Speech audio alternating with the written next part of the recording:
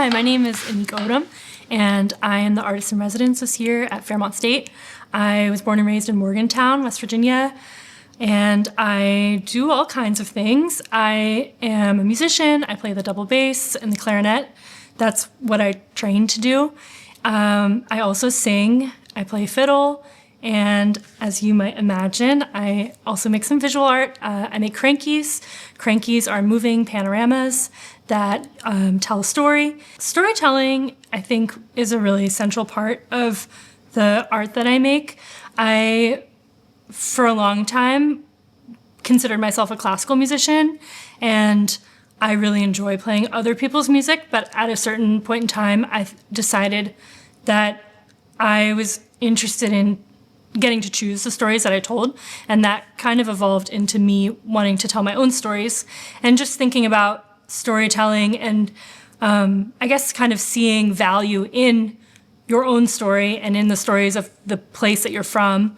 When I decided to start diving into storytelling, one of the first people that I came across was Ruth Ann Music, who is very connected to Fairmont State, and she has a bunch of collections of stories, and I actually brought some here. I was living in the Netherlands, and so I had these books I remembered from West Virginia history class. This book, The Telltale Lilac Bush, and so I started going through these, and I actually found some that I really liked and started to use those as the basis of some of the songs that I was writing. This spring, I'm going to be teaching a quote-unquote masterclass.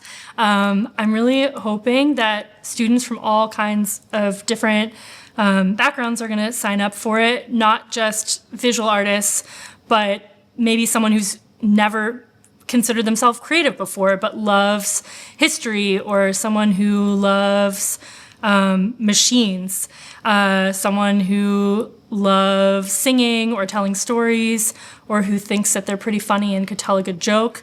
Any kind of person, I would welcome you to come take this class. We're going to be making crankies, which are these objects that are behind me. And yeah, I'm hoping that we'll look at some oral histories that are gathered in Fairmont, and they may be from all kinds of folks. If you have other stories that you're interested in working with, that would also be welcome. I'm hoping we'll dive into the archives at the Folklife Center and then come up with a couple of different crankies that we can share at the end of the year.